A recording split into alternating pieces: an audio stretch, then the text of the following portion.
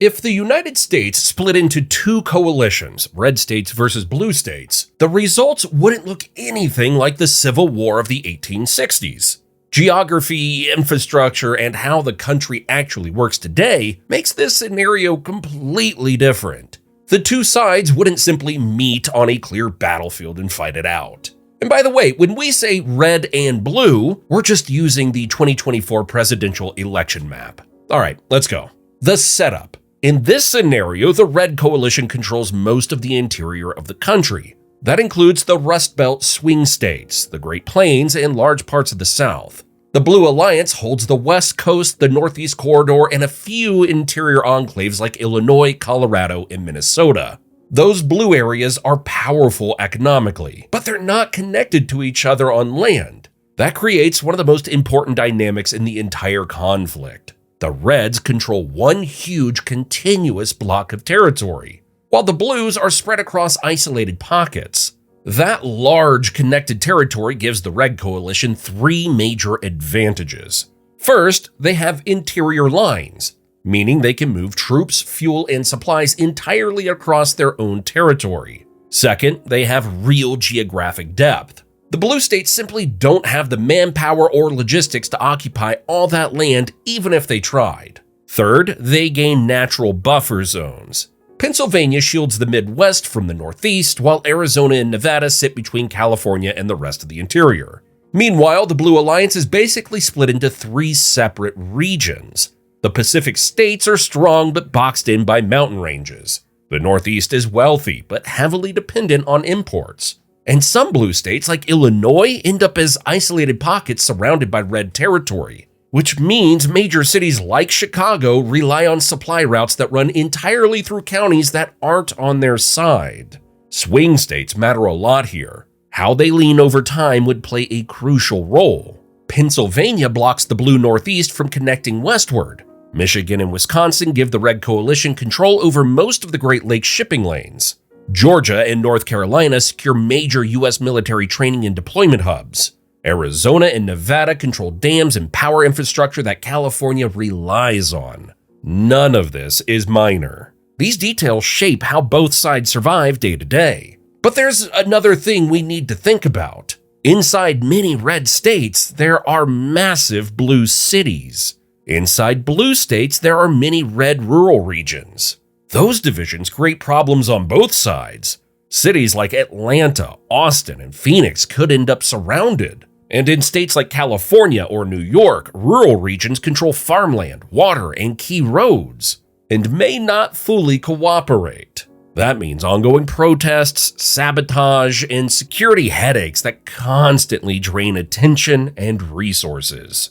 Military power. When it comes to ground forces, the Red Coalition generally has the advantage. Most of America's heavy units, the big tank and armored vehicle formations, are based in red states like Texas, Georgia, Kentucky, and North Carolina. They also control most of the major training centers for infantry and armor, which means they can train and replace new units faster. The Blue Alliance still has solid forces at big bases in Washington, New York, and Colorado, but many of them are either isolated or stuck in a more defensive role. They can fight, it's just much harder for them to move deep into red territory. Out at sea, things flip.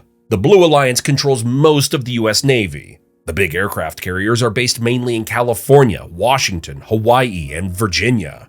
Blue states also control most of the nuclear submarine bases, the ones meant to stay hidden underwater, along with most major international ports. That lets them patrol the coasts, protect shipping, and potentially put pressure on red ports in the Gulf and Atlantic. Red states do have some ships and shipyards, but not enough to challenge that naval edge anytime soon. In the air, it's more balanced. The Red Coalition controls most of the long-range bomber fleet, planes like the B-52 and B-2, along with a lot of aerospace manufacturing. The Blue Alliance controls many of the big transport hubs and advanced fighter bases, plus much of the software and technical support needed to keep planes operating. That even raises the possibility of remote disruptions to aircraft systems, even if the jets physically sit in red territory. Nuclear weapons basically freeze things in place. Red states control most of the land-based missile silos in the main command centers. Blue states control many of the nuclear submarines, but neither side can realistically use them without risking total disaster and likely foreign intervention. Logistics. From there, logistics decide almost everything. And by logistics, we simply mean fuel, food, transportation, and electricity.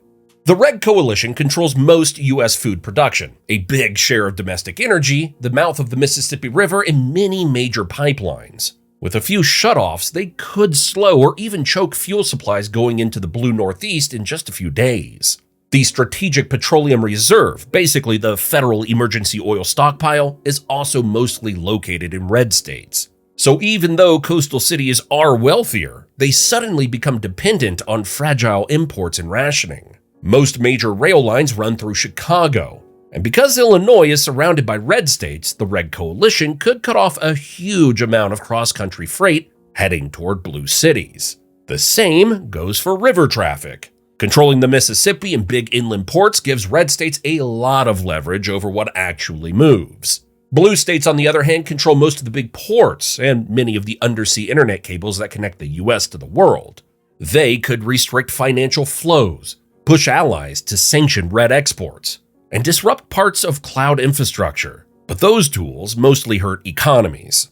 They don't create food, gasoline, or drinking water. Cutting off trade makes red states poorer. Cutting off fuel and food makes blue cities unstable. Food is one of the biggest weak points.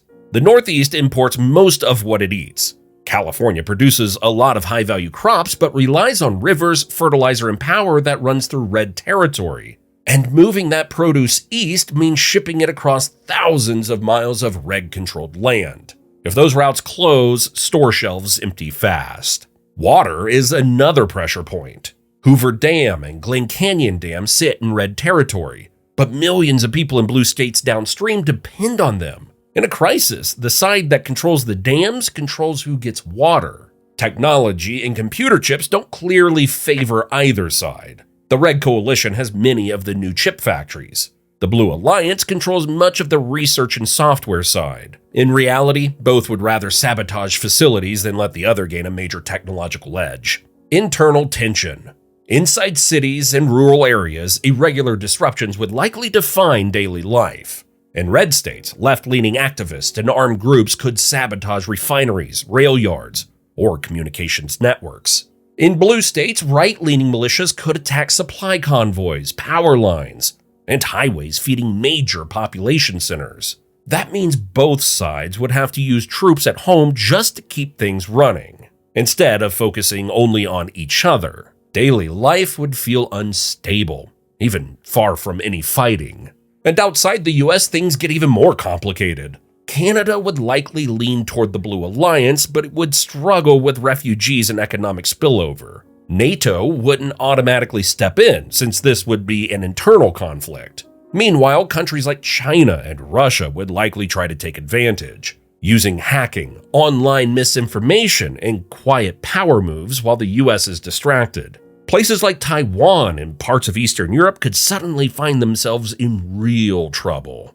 Outcomes. So how does it actually end? One realistic path is a blue defensive blockade approach. Using their navy, financial tools, and cyber pressure, the Blue Alliance tries to limit red exports and isolate them internationally. It hurts the red economy, but it doesn't stop them from producing food and fuel at home. Meanwhile, blue cities still struggle with shortages. It puts long-term pressure on red states, but it doesn't break them. Overall chance? About 20%. Another path is a red infrastructure squeeze.